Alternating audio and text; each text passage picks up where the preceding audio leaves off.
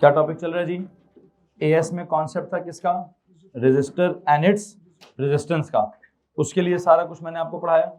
मैं भी उसके बारे में कोई बात नहीं करना चाहता कि उसमें ओम्स लॉ कैसे अप्लाई होता है, उसमें किरचॉफ के लॉज कैसे अप्लाई होते हैं, उसमें सर्किट का क्या फिनोमेना होता है, वो सारी बातें आपको पहले से मालूम है। मुझे अगर आपसे बात करनी है तो मुझे आपसे बात करनी है कैपेसिटर एंड इट्स कैपेसिटेंस की। कैपेसिटर एंड इट्स कैपेसिटेंस में हमने एक कैपेसिटर का मतलब निकाल लिया कि एक डिवाइस है, एक अप्लायंस है जिसने क्या करना है, जिसने चार्ज को स्टोर करना है ओवर इट्स सरफेस, जिसकी वजह से उसके अराउंड एक पोटेंशियल डेवलप होगा और अल्टीमेटली उसके अंदर एक potential electrical potential energy store हो जाएगी। फिर कैपेसिटेंस क्या होगी? इम्प्रॉपरली तो एबिलिटी होती है कि कितनी चार्ज या कितनी एनर्जी स्टोर होती है। प्रॉपरली उसका फॉर्मूला क्या बनता है कि कितना चार्ज स्टोर हुआ है और कितना वोल्टेज डेवलप हुआ है, उसकी एक रेशो है, उस रेशो को हम कैपेसिटेंस कहते हैं। करते करते हमने क्या किया, मैंने उसकी एग्जांपल्स कराना स्टार्ट कर दी। मैंने उसकी एग्जांपल्स में जो आपका पहला कॉलम है वहां क्या करवाया, बल्कि टॉपिक क्या था? The two typical examples of capacitors. क्या टॉपिक चल रहा था जी? टिपिकल एग्जांपल्स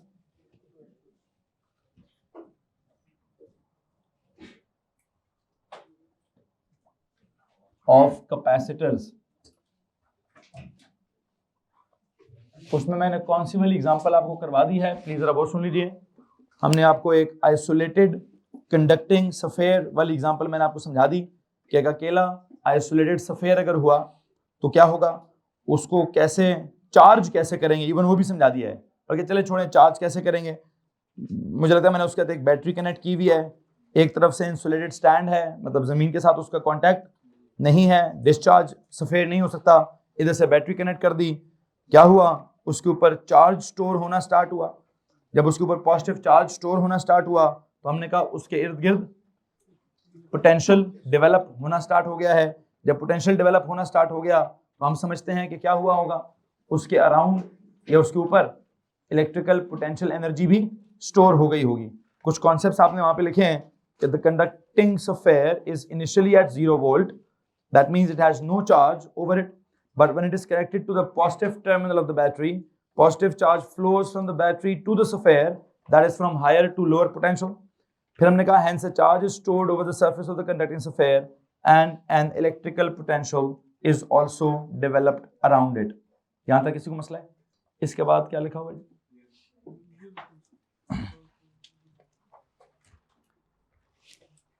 फिर हमने कहा जो चार्ज स्टोर हुआ है वो एंड जब खाली जगह होती है तो किसी से कॉपी ले लेता है बंदा। जो चार्ज स्टोर्ड हुआ है over the sphere and the potential developed across it are आपस में क्या? आर आपस में directly proportional to each other, जो कि उसका फैराडेज लॉ जिसके ऊपर अप्लाई होता है, Q प्रोपोर्शनल टू V, तो Q is equal to CV बन सकता है। फिर हमने कहा the conducting sphere is ultimately at क्या? It is ultimately at plus V volts. जब उसका प्लस V वोल्ट हो गया तो क्या होगा? बैटरी का भी प्लस V वोल्ट था, उसका भी प्लस V वोल्ट हो गया है, तो दोनों का पोटेंशियल क्या हो गया? तो जब पोटेंशियल सेम हो जाए तो करंट ट्रेवल, मतलब पोटेंशियल अगर डिफरेंस हो दो किसी भी पॉइंट्स के दरमियान में, अगर पोटेंशियल का डिफरेंस हो तो क्या होता है? तो करंट ट्रेवल करता है, तो चार्ज मूव करता है फ्रॉम हायर पोटेंशियल टू। लेकिन जब क्या नहीं हो रहा होता, जब दो पॉइंट्स के दरमियान पोटेंशियल डिफरेंस नहीं होता तब क्या होता है? तब करंट फ्लो नहीं करता। तो अल्टीमेटली हमने कहा जी अब क्या होता है? No more charge travels from the battery to the sphere because both are at the same potential। और एंड पे मुझे लगता है कि मुझे क्या कहना चाहिए? This is the stage when the sphere is said to be charged, when the capacitor is said to be charged। बल्कि काम करें, पहले कॉलम की आखिरी बात लिखिए, I dot E, ये किसकी है?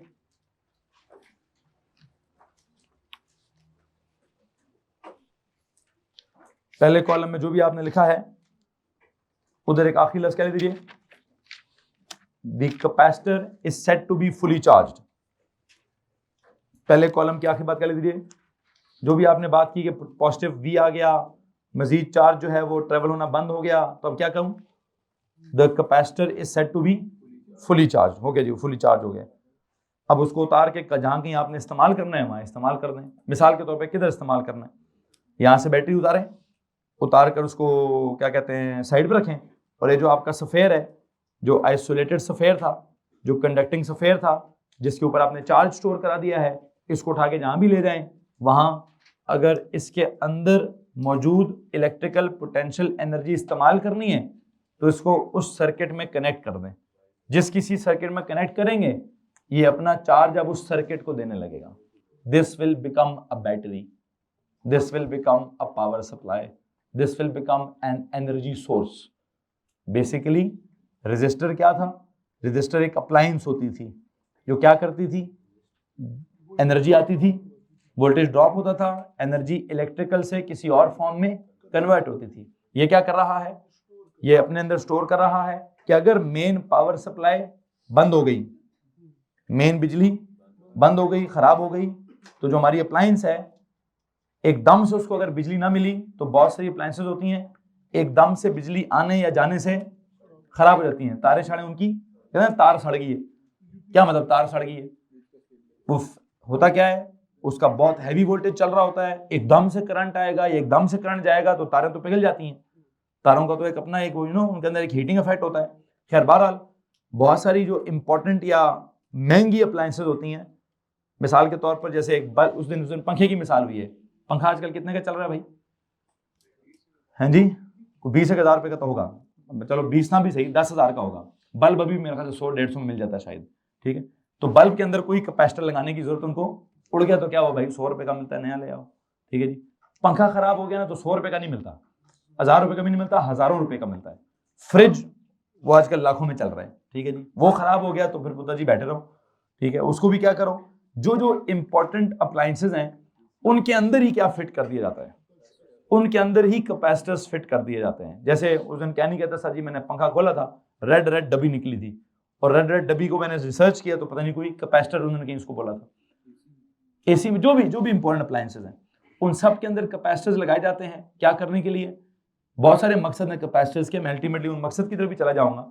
मुझे लगता है इनिशियली वैसे कि उसका सबसे पहला मकसद क्या होना चाहिए, उसका सबसे पहला मकसद ये होना चाहिए, जैसे करंट अगर एकदम से ऑन ऑफ हो जाता है तो स्टेबलाइज करना उसका। जैसे बल्कि फ्रिज वाले का तो नाम ही क्या होता है, ये फ्रिज के साथ एक डिवाइस, उसका नाम ही क्या है, स्टेबलाइजर, ठीक है जी।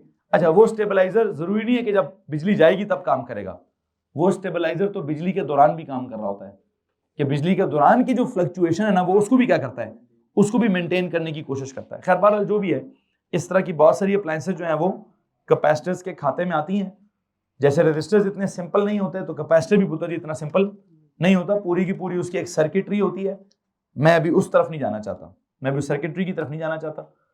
हाँ, मैं अल्टीमेटली जाऊंगा सर्किट की तरफ ही, कि सर्किट में कैपेसिटर लगाते कैसे हैं, ये सर्किट में कैपेसिटर का सिंबल क्या होता है, ये अकेला कैपेसिटर लगाते हैं कि रजिस्टर के साथ लगाते हैं, ये सीरीज में लगाते हैं कि पैरेलल लगाते हैं, पूरी साइंस है ना उसकी, तो उसकी पूरी साइंस डेवलप करनी है। हाँ, एंड पे देखेंगे, पंखे की तरफ आ जाएंगे, या पंखे के कैपेसिटर को अल्टीमेटली पढ़ा लूंगा, या फ्रिज वाले कैपेसिटर को अल्टीमेटली पढ़ा लूंगा, क्या पता यूपीएस पढ़ाना स्टार्ट कर दूं। देखेंगे जब कैपेसिटर्स की पूरी कॉन्सेप्ट डेवलप हो जाएगी तो एंड पे कौन सा कैपेसिटर का हमने यूज करना है, क्या हमने करना है क्या नहीं, उसको भी देख लिया जाएगा। फिल वक्त आपने क्या किया, typical example of the capacitor लिया, उसमें आपके लेफ्ट की कॉलम में आपने क्या बनाया, क्या था ये, क्या बोलते हैं, आइसोलेटेड सफेयर। चार्ज आपने उसको कर दिया, फुली चार्ज हो गया, अब उसके इस्तेमाल की बारी है। हाँ, जब इस्तेमाल हो रहा होगा तो डिस्चार्ज हो रहा होगा, तब एक कॉन्सेप्ट आएगा discharging of a capacitor. Whenever capacitor is in use, तो बेसिकली इसका चार्ज इज डिस्चार्ज, तो हम कहते हैं डिस्चार्जिंग ऑफ अ कैपेसिटर हो रही है। ये भी एक पूरा टॉपिक है, मैं इसको भी एज अ टॉपिक बना के पढ़ाऊंगा। मैं इस वक्त क्या कर रहा हूं, आपका सेकंड कॉलम खाली है भाई, पहले सेकंड कॉलम को भरता हूं, फिर मैं आता हूं चार्जिंग और डिस्चार्जिंग के मजीद डिटेल की तरफ। मैं भी चार्जिंग डिस्चार्जिंग की मजीद बात नहीं करना चाहता। मैं भी क्या करना चाहता हूं जी, सेकंड कॉलम में आपका क्या था वैसे, कि उसकी एग्जांपल क्या है, कंडक्टिंग पैरेलल प्लेट्स। तो हेडिंग दीजिए जनाब साहब, या हेडिंग तो दी होगी आपने एग्जांपल्स में। एग्जांपल नंबर 2 क्या है जी, कंडक्टिंग पैरेलल प्लेट्स। सुना जरा गौर से प्लीज। पैरेलल प्लेट्स में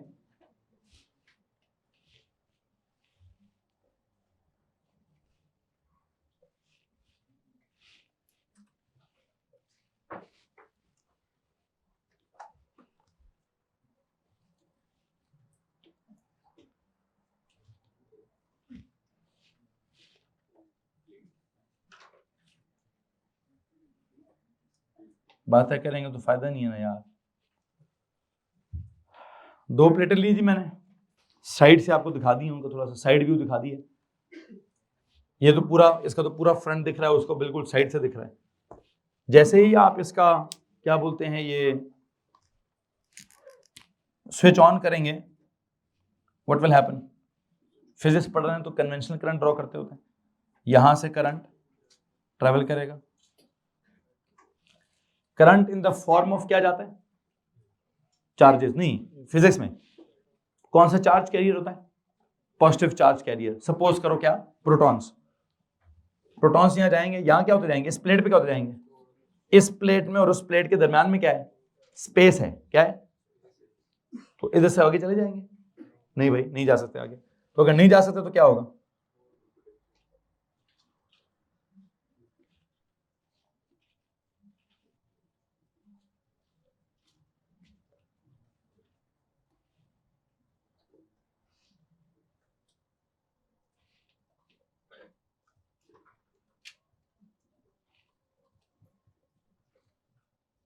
हेलो जी,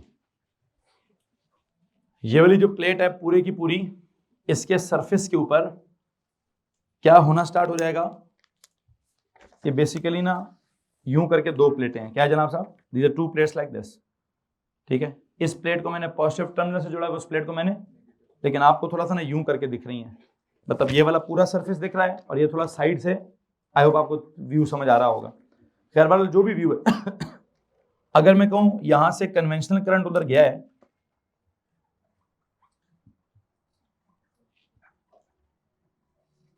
कन्वेंशनल का मतलब पॉजिटिव चार्ज उधर गए हैं, तो इसमें से क्या हुआ होगा? इसमें से पॉजिटिव चार्जेस निकाल लिए गए होंगे। अगर इसमें से पॉजिटिव चार्जेस निकाल लिए गए हों तो प्लीज टेल मी इसके ऊपर क्या चार्ज आएगा?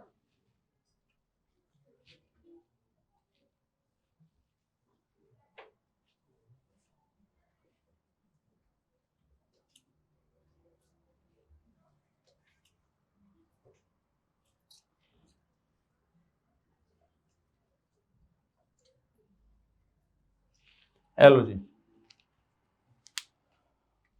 उस वाली प्लेट के सरफेस पर पॉजिटिव चार्ज आ जाएगा, इस वाली प्लेट के सरफेस पर नेगेटिव चार्ज आ जाएगा। मतलब बैटरी के पॉजिटिव टर्मिनल को जिससे कनेक्ट किया वो प्लेट पॉजिटिव हो गई, और बैटरी के नेगेटिव टर्मिनल से जिस प्लेट को कनेक्ट किया वो नेगेटिव हो गई। इसमें किसी को मसला है भाई साहब? ठीक है,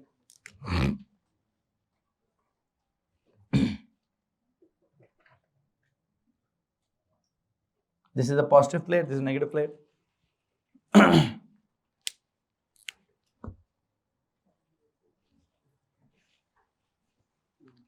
अच्छा जी, जैसे ही आप बटन ऑन करते हैं तो चार्जेस फ्लो करते हैं। चार्ज अब इलेक्ट्रॉन्स के हिसाब से भी मैं इस बात को समझा सकता हूं, लेकिन आपको मालूम है फिजिक्स वाले कहते हैं इलेक्ट्रॉन्स के हिसाब से ना समझाएं। किस हिसाब से समझाएं? या तो प्रोटॉन्स के हिसाब पर, कहते हैं प्रोटॉन्स के हिसाब से भी ना समझाएं, सिंपल पॉजिटिव चार्ज कैरियर्स के हिसाब से समझाएं। तो हमने पॉजिटिव चार्ज कैरियर के हिसाब से आपको समझा दिया है कि एक प्लेट पॉजिटिव हो गई और एक प्लेट नेगेटिव हो गई है। हुआ क्या है? ये कौन था जी? सर जी ये थी बैटरी। प्रोवाइड क्या कर रही थी? बताओ जी, क्या करती है? Provides voltage.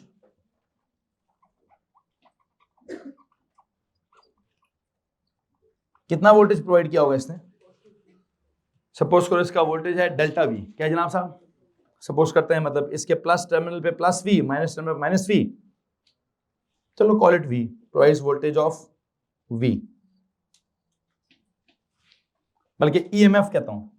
आपको मालूम है इसके टोटल वाले को क्या कहते होते थे? ईएमएफ।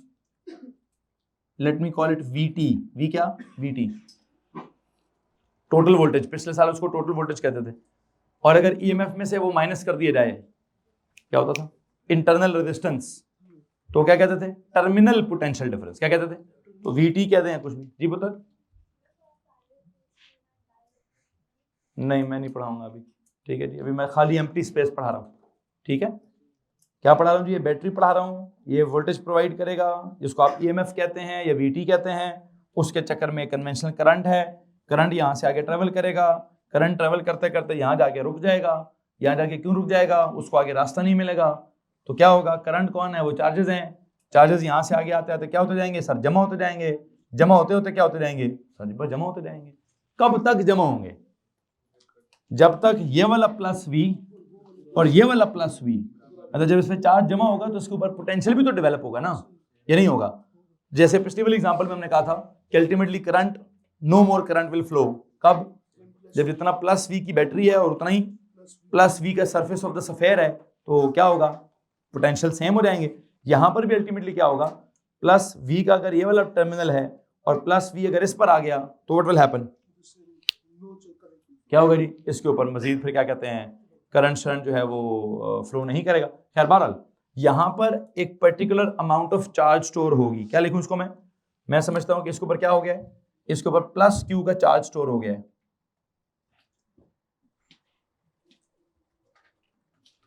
पॉजिटिव क्यू का चार्ज स्टोर हो गया है। इधर क्या हो गया जी? सर जी इसके ऊपर ना एक माइनस क्यू का चार्ज स्टोर हो गया है। एक प्लेट के ऊपर प्लस क्यू का चार्ज स्टोर हो गया है, दूसरी प्लेट के ऊपर उतना ही माइनस क्यू। उतना ही क्यों? जितना सर एक प्लेट है वही ऑपोजिट उसके सामने लगी हुई है, ये पॉजिटिव टर्मिनल से कनेक्टेड है, वो नेगेटिव से कनेक्टेड है, जितना इसके ऊपर पॉजिटिव होगा उतना ही उसके ऊपर नेगेटिव होगा ना, तो कॉमन सेंस है। ठीक, वैसे एक बात है, नेट चार्ज कितना होगा? नेट चार्ज तो जीरो हो गया। नेट चार्ज तो क्यों? एक पे प्लस क्यू डेवलप हुआ, दूसरे पे तो नेट चार्ज क्या होगा? लेकिन क्या नेट एनर्जी स्टोर्ड जीरो होगी? नो। क्यों? देखें एक पेपर में सवाल है कहीं ना कहीं कि इस सिचुएशन में क्या हम नेट चार्ज स्टोर्ड को क्या कहें? कहेगा जी जीरो कहें। कहेगा तो फिर नेट एनर्जी स्टोर्ड को क्या कहें? तो उसको जीरो ना कहें। क्यों? दोनों पे जब चार्ज स्टोर हुआ, एक पे पॉजिटिव एक पे नेगेटिव, तो there is a separation of the charges. There is क्या? whenever charges are separated from each other, there is a potential difference between them. Whenever there is a potential difference between the charges which are separated, there is always क्या? There is always an electrical potential energy. क्या कह रही इस situation में, बल्कि एक सवाल ये था, इस सिचुएशन में साबित करें एनर्जी स्टोर्ड कैसे हुई है, जबकि चार्ज स्टोर्ड तो कैंसिल हो जाता है। तो उसका जवाब क्या देना है कि हाँ जी हम मानते हैं कि net charge stored plus Q minus Q cancel है, लेकिन जब हम नेट इलेक्ट्रिकल पोटेंशियल एनर्जी की स्टोर्ड की बात करेंगे वो कैंसिल नहीं होती। क्यों? चार्जेस अलग अलग हैं, ये पॉजिटिव और ये पॉजिटिव वी है, ये इनके बीच में क्या है? इनके बीच में पोटेंशियल का, ये किसी और पोटेंशियल पर है, ये किसी, तो पोटेंशियल का डिफरेंस है कि नहीं? तो हम कहना, हमने ये कहना है जहां कहीं भी पोटेंशियल का डिफरेंस हो वो क्या होता है सर? वो वोल्टेज होता है ना। तो जहां भी वोल्टेज हो वहां क्या होता है? वहां पोटेंशियल एनर्जी होती है। ठीक है, इस तरह के कुछ अल्फाज हम वहां पे डेवलप करेंगे, देखेंगे जब वो सवाल आएगा तो उसका डायरेक्ट सब्जेक्ट क्या है, उस हिसाब से मैं उसका जवाब कंपोज कर दूंगा। बहरहाल मैं यहाँ पे कुछ नोट्स लिखवाना चाहता हूँ, लेकिन जनाब साहब इसके सबसे पहले whenever the parallel plates are, whenever the conducting parallel plates are, whenever the conducting parallel plates, whenever the conducting parallel plates are connected across a battery,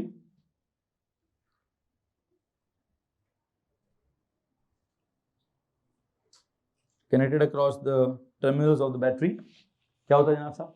The conventional current flows from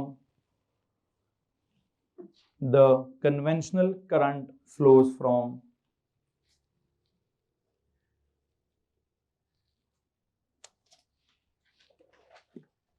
the conventional current flows from positive terminal of the battery to the negative terminal of the battery. The conventional current flows from the positive terminal of the battery to the negative terminal of the battery.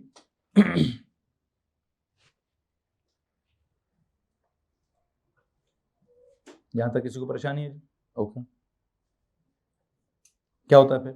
The plate connected with the positive terminal, the plate connected with the positive terminal gets positively charged.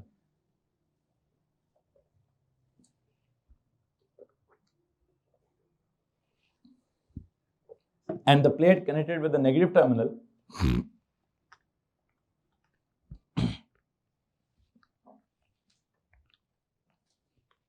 gets negatively charged.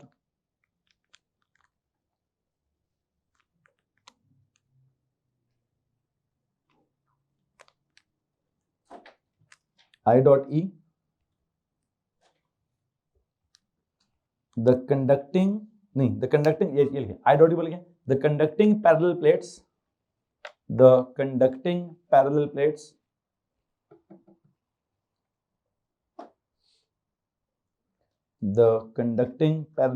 are oppositely charged. That is, the conducting parallel plates are क्या होगी जनाब साहब? Are oppositely charged.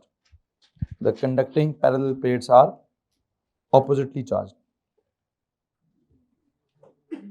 Conducting parallel plates are oppositely charged.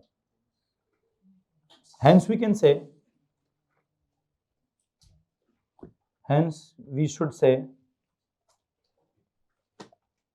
that the net charge stored is zero. Hence we should say that the net charge stored is zero.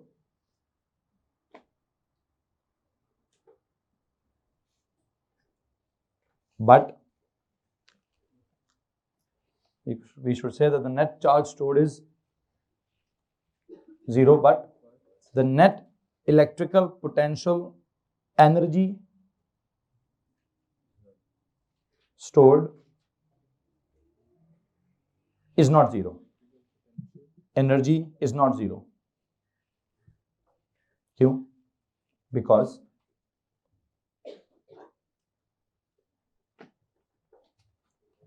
क्या? Because there is a potential difference. Because a potential difference is developed.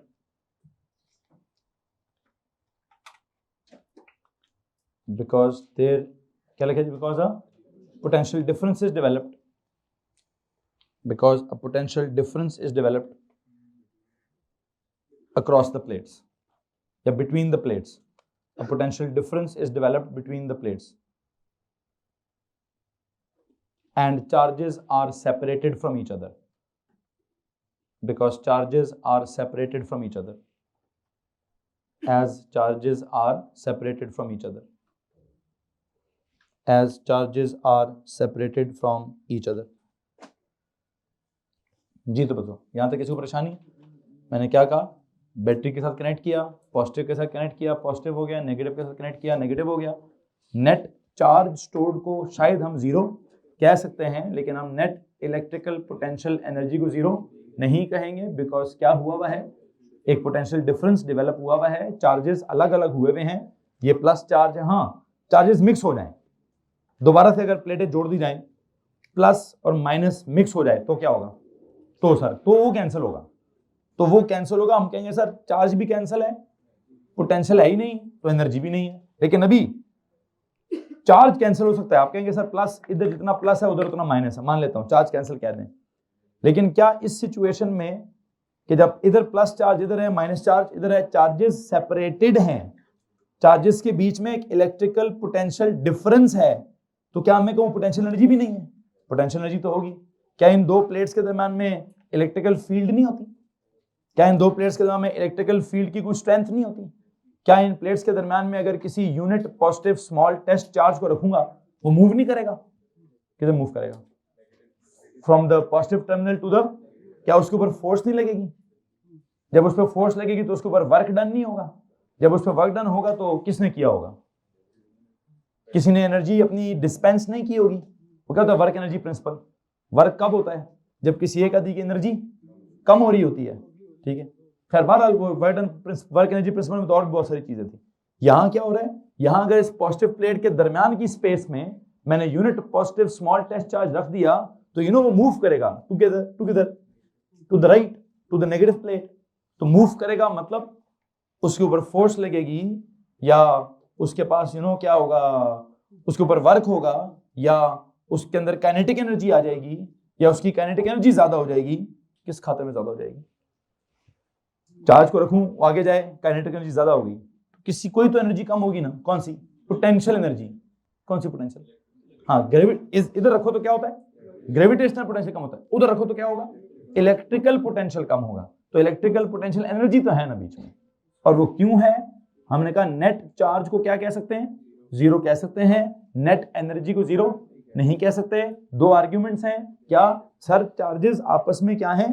Separated हैं। Separated charges के बीच में potential difference है, तो space के बीच में क्या होगा? वहां पोटेंशियल एनर्जी लाजमी है। एक पॉजिटिव ये हो गया, एक नेगेटिव ये हो गया, दरमियान में इलेक्ट्रिकल फील्ड है sir, from positive to negative, उस फील्ड की एक स्ट्रेंथ है, इसके बीच में एक पोटेंशियल डिफरेंस है, उसके बीच में कोई टेस्ट चार्ज रखेंगे मूव करेगा, तो एनर्जी तो है वहां पे, एनर्जी तो है। और ये एक सवाल भी आता है अक्सर कि इस प्लेट के केस में नेट चार्ज स्टोर्ड कितना है? हम कहेंगे जीरो। वो कहेगा भाई फिर तुमने ये कैसे कहा कि एनर्जी स्टोर्ड है? कहें एनर्जी तो स्टोर्ड है भाई। एनर्जी कैसे स्टोर्ड है? या तो ना कि एक ही मतलब एक ही प्लेट के अंदर जितना प्लस हो जितना माइनस है, वो अलग कॉन्सेप्ट है भाई। हर कुछ रहते होंगे, थोड़ा सा रहता होगा। क्या लिखा है जनाब साहब? हाँ जी, charge stored over any one of the plate, over any one of the plate, या over any plate. Charge stored over any plate भी ठीक है, any one of the plate भी ठीक है, इज डायरेक्टली प्रोपोर्शनल टू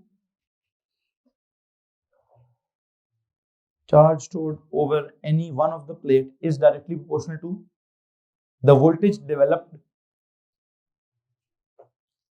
अब क्या लिखूं? across the plates, क्योंकि वोल्टेज डेवलप हुआ है दो प्लेटों के दरमियान। अब मैं चार्ज स्टोर्ड की बात कर रहा हूं, एनी वन वाली, एनी वन वाला charge stored on any one of the plate is directly proportional to voltage developed between the two plates या अक्रॉस द प्लेट्स। इसमें किसी मसला है?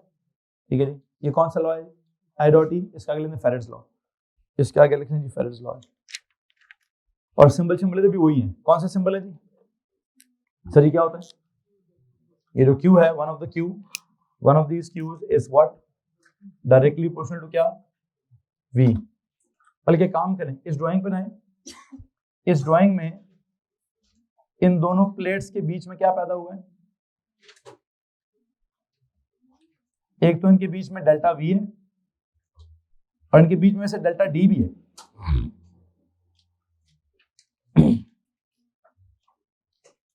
और इनके बीच में एक ई भी है। ई वाला काम तो बहुत पुराना है ना जी बच्चों। ई का क्या फॉर्मूला होता था वैसे?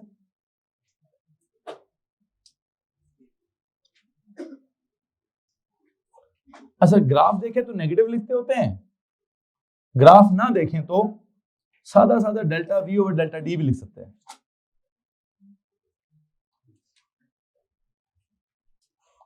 E is equal to delta V over delta d भी लिख सकते हैं।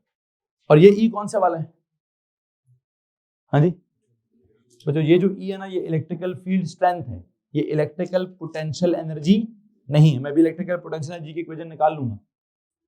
अभी तो मैंने फेराड्स लॉ लिखा है, Q is proportional to V, तो Q is equal to CV, फिर C इज इक्वल टू, ये लिखा हुआ ना पहले से आप लोगों ने। चलो कोई बात नहीं, यहां तक किसी को परेशानी है जी? एनीवन? आपकी इतला के लिए अर्ज ये है कि जो आपने पहले वाला पढ़ा है, क्या बोलते हैं, आइसोलेटेड कंडक्टिंग सफेयर, वो बहुत रेयर हमारे सिलेबस में इस्तेमाल होता है। ये बल्कि इलेक्ट्रिकल सर्किट्स के अंदर हम उस तरह का कैपेसिटर इस्तेमाल ही नहीं करते। हम इलेक्ट्रिकल सर्किट्स के अंदर कैपेसिटर इस्तेमाल ही कौन सा वाला करते हैं? ये पैरेलल प्लेट्स वाला करते हैं। क्या कहते हैं यहाँ था? हम अपने सर्किट्स के अंदर कैपेसिटर के तौर पर क्या करते हैं? इस्तेमाल ही ये ऑपोजिटली चार्ज पैरेलल प्लेट्स करते हैं। आई बिलीव इन्हीं ऑपोजिटली चार्ज पैरेलल प्लेट्स को, इनका सिंबल भी जो आपका इलेक्ट्रिकल सिंबल है, जो एक काम करें, कॉलम शॉलम बराबर करें, कॉलम शॉलम बराबर करें, उधर पिछले पेज पे जाओ।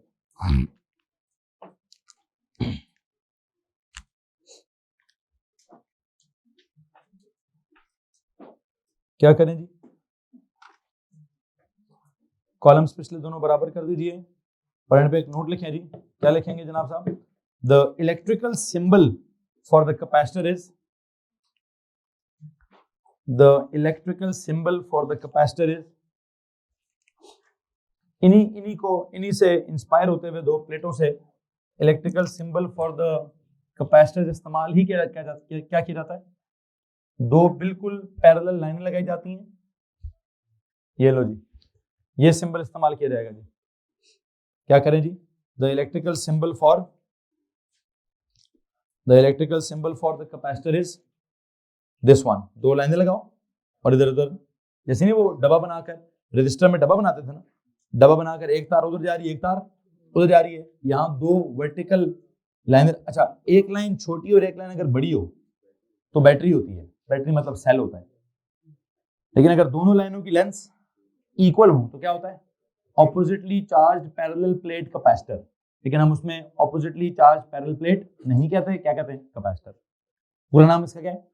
Oppositely charge parallel plate capacitor नाम है, ठीक है। लेकिन हम क्या कहते हैं जी? जस्ट कैपेसिटर्स को बोलते हैं। तो लो जनाब साहब, टिपिकल एग्जांपल्स होगी खत्म। यूं समझिए कि मैंने अपना लेक्चर दोबारा स्टार्ट कर दिया है कि कैपेसिटर क्या होता है। सर ये होता है, कैपेसिटर क्या करता है? या तो चार्ज स्टोर करता है या फिर क्या करता है? एनर्जी स्टोर करता है। उसके अक्रॉस क्या होता है? पोटेंशियल डेवलप होता है। उसके ऊपर क्या होता है? ओम्स लॉ नहीं, फैराडेज लॉ अप्लाई होता है। सर्किट का सिंबल उसका ऐसा होता है। यहां तक किसी को परेशानी है? अब क्या करूं? अब इसका फिर एक काम करते हैं, बेसिक इलेक्ट्रिकल सर्किट ड्रॉ करने की मैं कोशिश करता हूं, देखता हूं वहां पे मैंने इसको कैसे कनेक्ट करना है। कैसे एक काम करें, हेडिंग दीजिए उधर ही उसी पेज, क्यों जा रहा है अगले पेज में भाई? बड़ी जगह, मैंने उसी टॉपिक खत्म हो जाएगा ना वहां पे। लिखिए जी, basic electrical circuit involving a capacitor.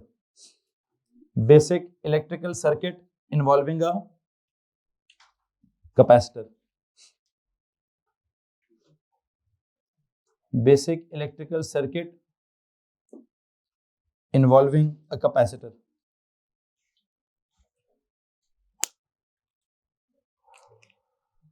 और बेसिक सर्किट मैंने कैसे बनाना है? हम जब भी सर्किट बनाते हैं तो एक बैटरी बनाते होते हैं ना, बैटरी के साथ हमेशा क्या करते होते हैं? स्विच लगाते होते हैं। स्विच के फौरन बाद हमेशा क्या करते हैं? एमीटर लगाते हैं। In what? In series. अगर आगे आपने कहीं पहले हम यहाँ रजिस्टर लगाते होते थे, अब मैंने क्या लगा दिया? अब मैंने कैपेसिटर लगा दिया। और कैपेसिटर के साथ अगर मैंने वोल्टेज मेजर करना हो तो पैरेलल में वोल्ट मीटर लगा दूंगा। फिर आगे यहाँ क्या लगाते होते हैं? वेरिएबल रजिस्टर लगाते होते हैं, अभी भी लगाऊंगा। हेलो जी, आपका जो बेसिक इलेक्ट्रिकल सर्किट था इन्वॉल्विंग अ रेजिस्टर, मैंने सिर्फ वहां जहां रेजिस्टर था वहां क्या कर दिया है? वहां कैपेसिटर लगा दिया है। क्या लगा दिया जी? Just to tell you some things, यहाँ पे कुछ बेसिक आइडियाज मैं क्लियर करना चाहूंगा। बताएं जनाब साहब, ये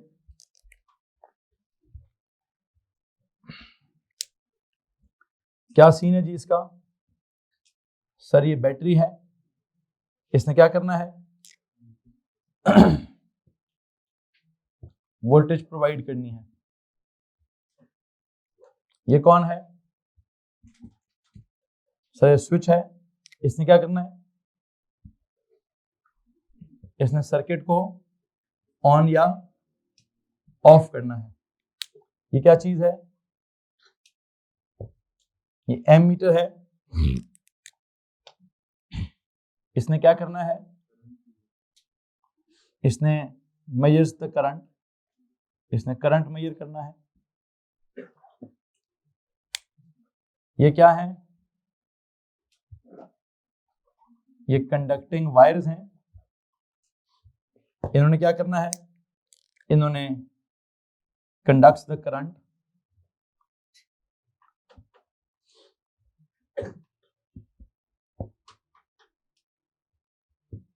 करंट या चार्ज कैरी करना है।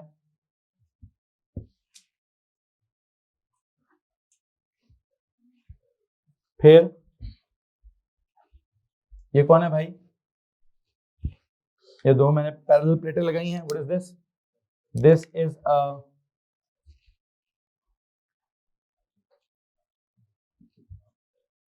कैपेसिटर, इसने क्या करना है सर, इसने या तो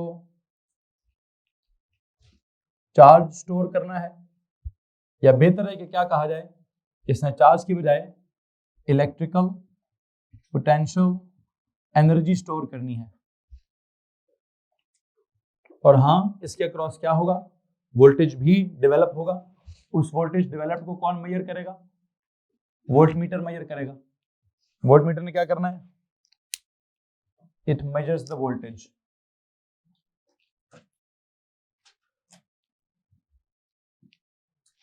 measures the voltage developed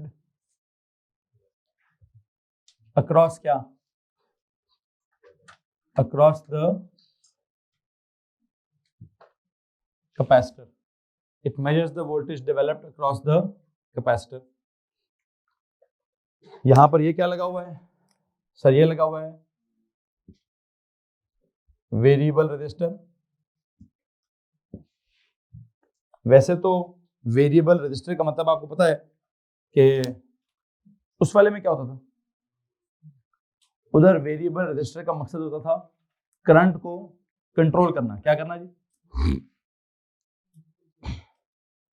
अभी इधर इसका क्या मकसद है, अभी इधर इसका क्या मकसद है, उसके लिए मैं 2 क्वेश्चन मार्क्स लगा दूंगा। हेलो जी, ये मेरा बड़ा जरूरी टॉपिक है कि सर्किट में पढ़ा रहा हूँ, कैपेसिटर वाला ड्रॉ मैंने किया हुआ, साथ में रेजिस्टर ड्रॉ मैंने क्या किया हुआ है, रेजिस्टर। देखेंगे रेजिस्टर का क्या मकसद है क्या नहीं है। लो जनाब साहब, इधर ये जो सर्किट है, इससे पहले कि मैं सर्किट को एक्सप्लेन करूं,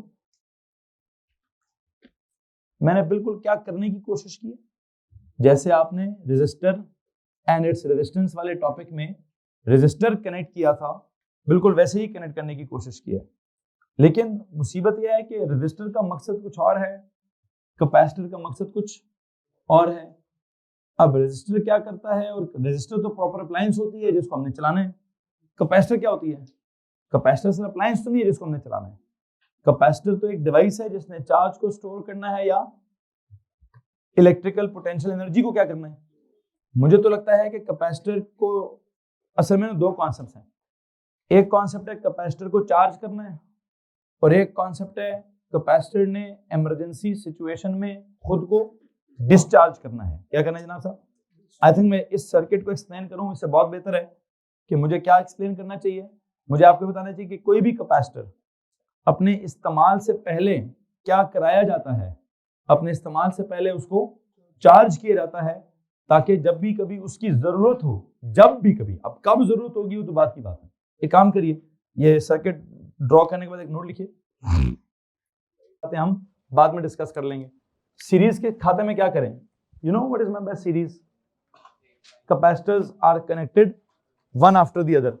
सीरीज का लिखिए जी, capacitors are connected one after the other. Series का क्या लिख दीजिए, हमारी मेन हेडिंग क्या चल रही है, कॉम्बिनेशन ऑफ कैपेसिटर्स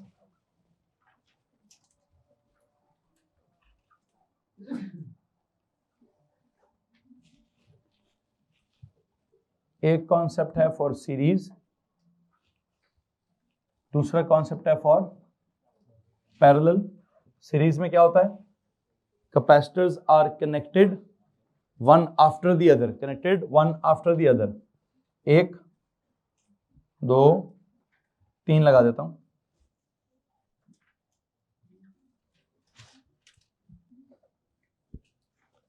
और यहां पर क्या होगा, पैरेलल में क्या होता है, capacitors are connected one above the other, capacitors are connected one above the other, one above the other.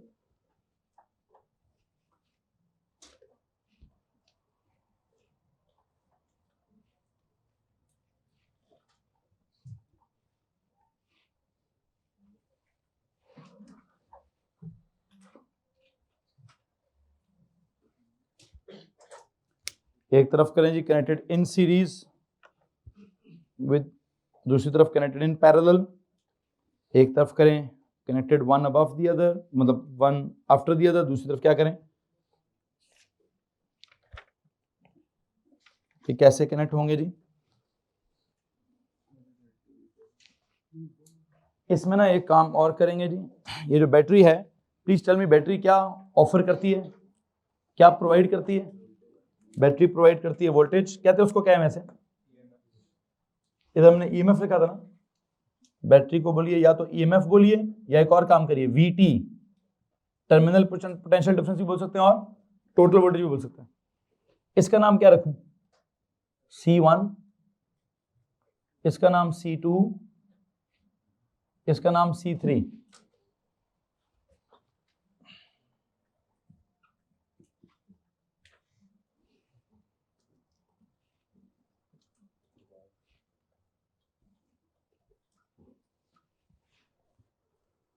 लो जी, मेरा आपसे एक सवाल है कि जैसे ही ये वाला सर्किट यहां से ऑन होता है क्या होगा? यहां से करंट ट्रेवल करेगा, कौन सा वाला?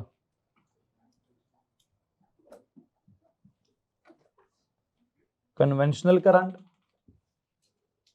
जब कन्वेंशनल करंट ट्रेवल होगा तो यहां पर अगर क्या होगा, यहां पर चार्ज, यहां तो सर्किट ब्रेक हो गया है, क्या हो गया? क्या करूं? व्हाट विल हैपन इधर? आई थिंक इस वाले प्लेट के ऊपर एक चार्ज स्टोर होगा, कितना? Plus Q. कितना जी? Plus Q. एक सवाल है भाई, इस वाले के साथ क्या होगा?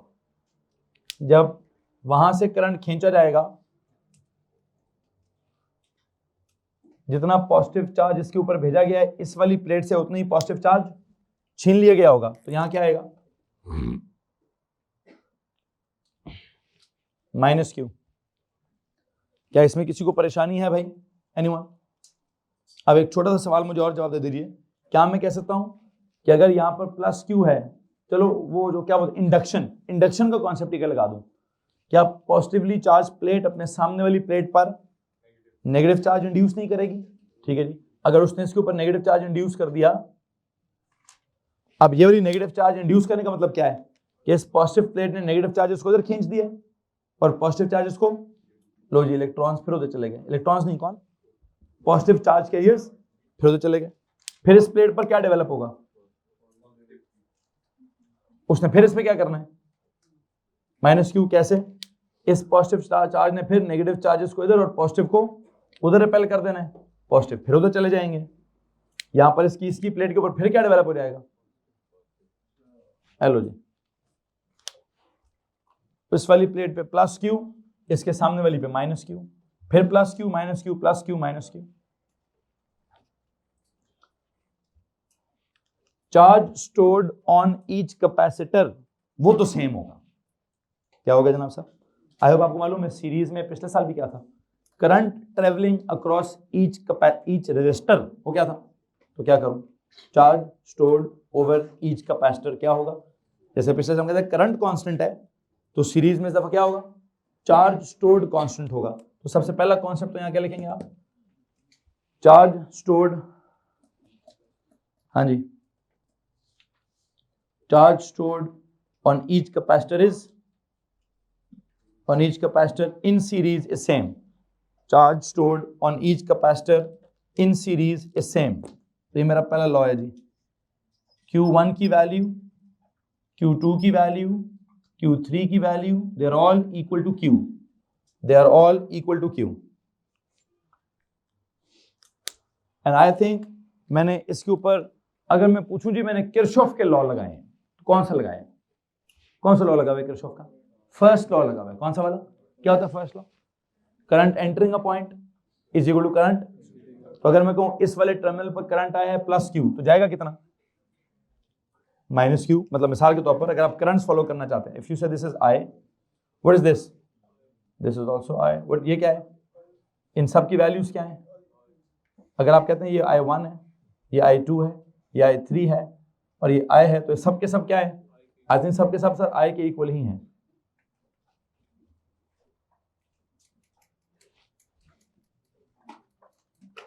ओके जी, तो अगर सारे करंट्स बराबर हैं, बल्कि काम करें Q1 equals Q2 equals Q3, इसके साथ ब्रैकेट में लिखें किरचॉफ्स फर्स्ट लॉ।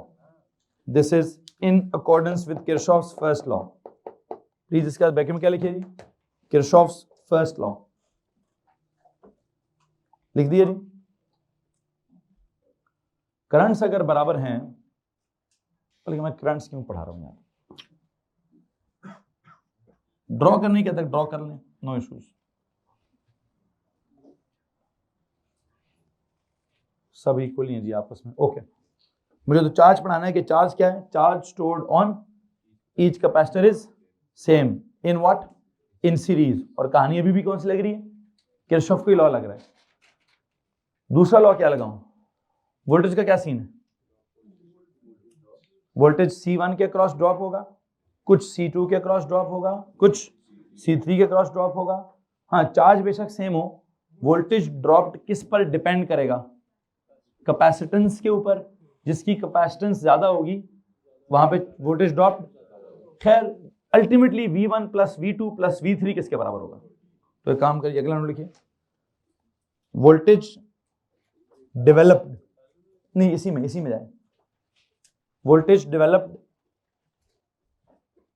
अक्रॉस, क्या जनाब साहब, voltage developed across any capacitor is directly proportional to क्या, voltage developed across any capacitor is directly proportional to its capacitance, is directly proportional to its capacitance।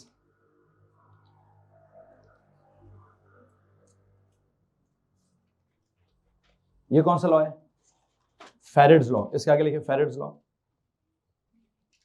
इसके आगे लिखें Faraday's law. मतलब V1 किस पे डिपेंड करता है, V1 किस पे डिपेंड करता है जी, V1 is equal to Q into C1, V2 is equal to Q into C2, V3 is equal to Q into Q। अभी आपने कहा कि वोल्टेज डिपेंड्स अपॉन क्या, जिसकी कैपेसिटेंस ज्यादा उसकी वोल्टेज। तो Q का क्या सीन है, सर क्यू का तो सेम सीन है ना, क्यों सेम, तो हम पहले क्या दिए सर, चार्ज सेम, ओके। अब आते हैं तीसरे लॉ की तरफ। किरचॉफ का लॉ क्या है, किरचॉफ का लॉ क्या है जी, एक और लॉ भी है, sum of voltages provided is equal to sum of voltages, लेकिन तीसरी लाइन लिखें, sum of voltages provided is equal to sum of voltages consumed, sum of voltages provided is equal to sum of voltages consumed. क्या provide किया आपने, VT, क्या consume हुआ है, sum of voltages provided is equal to sum of voltages consumed in what. ये कौन सा law है, इसके सामने देखें किरचॉफ, कौन सा लॉ, सब पढ़ा हुआ है आपने, is equal to V1 plus V2 plus V3। Hello जी, VT इज इक्वल टू क्या, V1 plus V2 plus V3। इसमें किसी को परेशानी है, एक बस छोटा सा काम करूंगा अभी मैं, मुझे एक बात बताएं, इसी इक्वेशन को अगर मैं थोड़ा आगे सिंप्लीफाई करूं, अभी आपने V1 की जगह क्या लिखा है, QC1, V2 की जगह QC2, V3 की जगह QC3। इसको मसला इस बात से, प्लीज टेल मी क्या कॉमन है, Q, पीछे क्या बचा, C1 plus C2 plus C3। उल्टा नहीं हो रहा, कुछ उल्टा हो रहा है, क्या उल्टा हो रहा है, what is Faraday's law, Q is equal to CV, ओ तो V is equal to Q over C।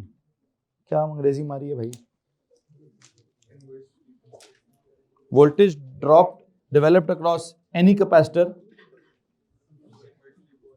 शाबाश शाबाश शाबाश ज़हीर साहब शाबाश।